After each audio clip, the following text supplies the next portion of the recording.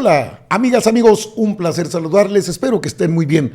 Mire que Pablo Gómez y Horacio Duarte, ambos considerados los autores de la reforma político-electoral que está en la Cámara de Diputados, han tenido encuentros con medios de comunicación. Queda claro que la partidocracia de McPrian ya no es operativa. En cierto momento, porque esto es una realidad, en cierto momento lo que contó fue el dinero. Y los partidos dejaron de trabajar con la gente, a la que deben convencer para quitar o para pedir el voto. Esta reforma, la reforma que está en la Cámara de Diputados, pues debiera considerarse en sus términos más llanos y comprensibles porque no representa más que el equilibrio democrático del país. Si un partido gana los 300 distritos, no se queda con los 300 distritos. Tendría que haber, obviamente, una parte proporcional, que ahí serían una cantidad de diputados, hablando de la Cámara de Diputados, para el segundo lugar, es decir, la representación al segundo lugar por cantidad de votos. Es decir, en proporción a los votos que obtenga cada partido, ese porcentaje tendrá de representación. Se llama el sistema de votación de elección pura. Sí, pues, que vote usted por el partido o el candidato que usted quiera y que ese pues, candidato gane. Esa es la elección, de que cada voto cuente de acuerdo a lo que son las ideologías del país, de los ciudadanos y ciudadanas. Pero de fondo hay un tema que poco se aborda. Ya le hablaba yo de los distritos que maneja el INE discrecionalmente. ¿Quién los puso? Pues los partidos políticos. Estos fueron los que se dieron la gran vida y se la siguen dando. Se echaron a perder con tanto dinero, eso es cierto también. Son temas que ha abordado en este contexto desde en estos días Pablo Gómez con Hernán Gómez Bruera y Horacio Duarte en otro espacio. Pero explican muy bien lo que está pasando. Que quieren descalificar a priori, bueno, eso en todo caso, pues le conviene al PRIAN, no le conviene, bueno, le conviene a todos. El asunto es, ¿por qué tanto ruido? ¿Qué hay de fondo? Evitar que los partidos sigan obteniendo recursos económicos elevados. Pues mire usted lo que explica, por ejemplo, cómo renovar a los magistrados electorales. La entrevista, bueno, la entrevista completa no, pero déjeme, le doy una opinión de Pablo Gómez. Ahorita le pongo a Horacio Duarte. Ambos fueron responsables de elaborar esta propuesta junto con el presidente de la República. Cheque usted. Pero también la democracia tiene que tener cierta eficacia. Una subversión del orden político. Ajá. ¿No? A ver, no tampoco somos... estamos aquí para echar relajo, ¿no, Pablo? No, al contrario. Hay que hacerse la reforma, las transformaciones, las instituciones nunca ha sido producto de relajo. ¿Qué tiene de relajo? ¿Qué tiene de relajo? Que los magistrados electorales y los consejeros. ¿Eso es relajo? Por voto. A ver, explícame por qué es relajo. ¿A ti te parece algo inaudito? En la antigua Roma, los magistrados se nombraban por voto popular. ¿Por qué ningún país hace esto, Pablo? A ver, pero es que ya te brincaste eso. Porque ningún país tiene la situación tan desgraciada que tenemos nosotros. Los organismos electorales, tribunal e IFE e INE, fueron muy afectos al gobierno en turno. Ajá. Y obedecían las cosas más importantes. Sí. Bueno, no se decidían ahí, ¿no? Aceptaban indicaciones de fuera, carecían de autonomía, independencia, dignidad, legalidad, honradez. Eso es lo que ha ocurrido. Ahora bien, el problema es que llegó un momento en que esto se cambió. Ahora son parte de la oposición. Bueno, una cosa y otra pues no son deseables, ¿no? A ver, los órganos electorales no deben estar a merced del poder establecido o de un partido o dos partidos o una alianza de partidos, como ahora recientemente está, en oposición a otro. Ninguna de las dos.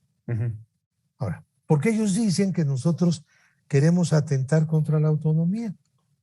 El que haya una competencia de candidatos en la radio y la televisión, como estamos proponiendo, para ser consejeros, ser magistrados, atenta contra la autonomía. No. No es En este momento, ¿quién decide? Los consejeros. Lo deciden los diputados. En este momento, ¿quién decide a los magistrados? ¿Lo decide la Corte? Bueno, esto es lo que ha causado tanto ruido. Que los magistrados, lo que pasa es que el INE ha tenido una actuación muy lamentable. Cierto que es un instituto muy caro, cierto que no tiene por qué ser tan caro, pero si quiere saber por qué es tan caro el INE, mire, aquí se lo dice, usted conoce a Rafael Barajas, el Fisgón, ok. ¿Por qué es caro el INE? A ver, escuchemos.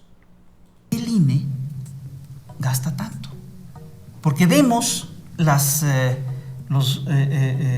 los privilegios de los que gozan los consejeros y nos damos cuenta que son los privilegios increíbles. Les pagan la tintorería, les pagan los restaurantes, tienen quién sabe cuántos asesores con unos sueldos impresionantes, ¿no? Más altos que los del presidente y demás, ¿no?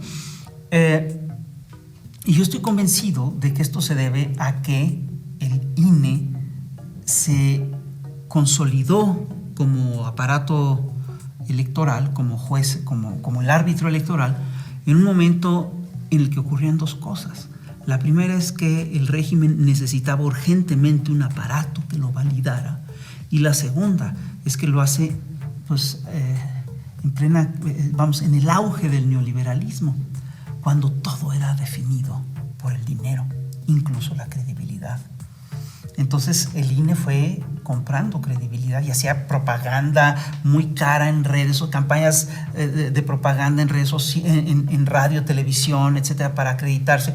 Y esto es lo que explica el altísimo presupuesto del Instituto Nacional Electoral. Sin embargo, yo creo que es un presupuesto que de ninguna manera se justifica. Hay poderes cuya fuerza tiene que emanar de su peso moral, tiene que emanar del hecho de que la sociedad les delega la confianza, ¿no? ¿Qué puede hacer un INE en el que no confía la mitad de la población o el 70% de la población? ¿Qué autoridad puede tener cuando además, ¿no? Es decir, recibe un presupuesto enorme y no lo explica bien? Y cuando además no hace bien su trabajo.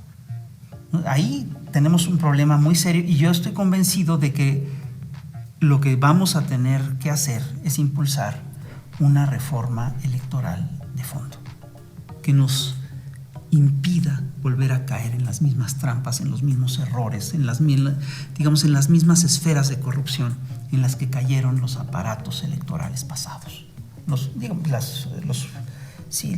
institutos electorales pasados. Entonces, yo creo que para allá vamos. Necesitamos una reforma electoral de fondo. El problema sería, el gran problema es, ¿y quieren los partidos políticos? Ese es el gran problema, y los partidos políticos le van a tirar a todo menos aceptar. Horacio Duarte habla del tema del financiamiento de los partidos políticos. ¿Cuánto billete? Pues mira, yo creo que el crecimiento es inversamente proporcional al aumento del gasto contra el aumento de desprestigio. Exacto. Y digo, directamente proporcional, perdón, no inversamente, directamente proporcional. Y eso es muy lamentable para nuestro país, porque desde que el dinero público se puso en el eje de la vida de los partidos, que ahí vamos al segundo tema de la reforma, exacto, en la vida de los partidos, y el dinero se puso como eje de la actuación de la autoridad electoral, me parece que eso fue dos de los detonantes que llevaron a esta crisis de este modelo que tenemos ahora.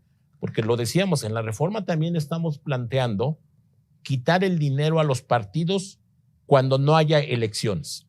Es el financiamiento ordinario. Llamado ordinario. Porque la gente dice, ¿por qué los partidos en 2 años que no hay elecciones tienen que tener dinero cada mes, cada año, con una cantidad impresionante de dinero? Y entonces lo que en la realidad está pasando, que el dinero se convierte en un botín de las dirigencias de los partidos. Así se es. generó una burocracia partidaria en todos los partidos, y eso la verdad es que es muy peligroso para el movimiento democrático de todos los partidos. Tú recordarás, muchos seguramente no, pero tú sí, que hace muchos años el Partido Acción Nacional se oponía determinantemente a tener financiamiento público. Diego Fernández de Ceballos. ¿Por qué se oponían? Y lo decían filosóficamente, porque cuando haya dinero, se echó a perder. Exacto. ¿Sí? En el caso, por ejemplo, de el PRD, cuando lo dirigía el actual presidente, el señor Andrés Manuel, él generó un mecanismo para dar libros de texto gratuito en las secundarias. Así es. En las secundarias, para que el dinero no fuera a los partidos. Entonces, yo creo que el modelo mexicano de que el dinero sea lo que determina el avance, el retroceso, la vida interna de los partidos, provoca precisamente que el dinero sea el eje de todas las discusiones. Por eso ahora en la reforma lo que estamos planteando es quitar el dinero público durante los años de no elección y solo dar dinero público en los años que haya elección. ¿Para qué? Para que los partidos sí tengan condiciones más estables, más equitativas, y eso le permita una competencia sana respecto a la disputa del poder público. Antes de ir al corte, Horacio.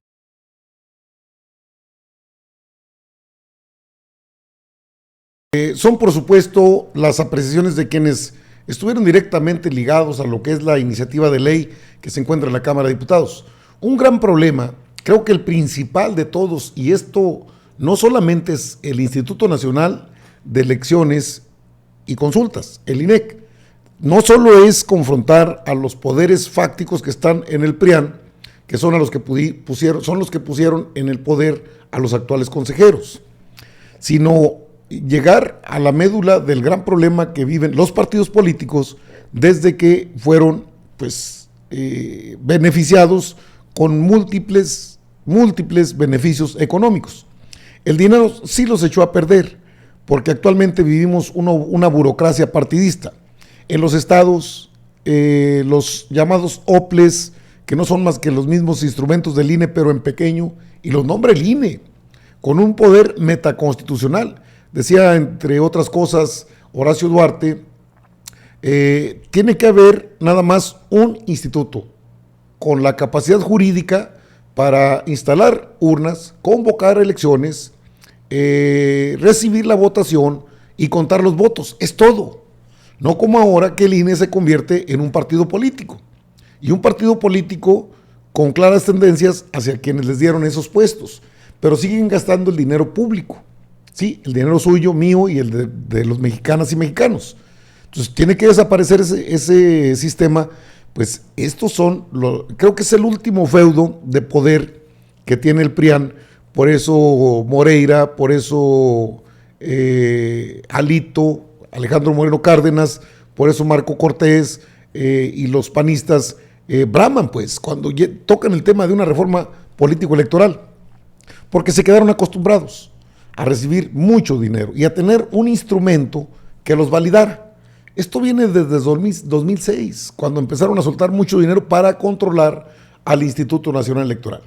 No había ni siquiera elección, era por listas de candidatos. Estos son los que quiere el presidente, eso se pone. Y ahora, ¿qué se propone? Que la propuesta es que los elija el pueblo, no quieren. No quieren perder sus privilegios y se quieren seguir chupando del erario público cantidades multimillonarias.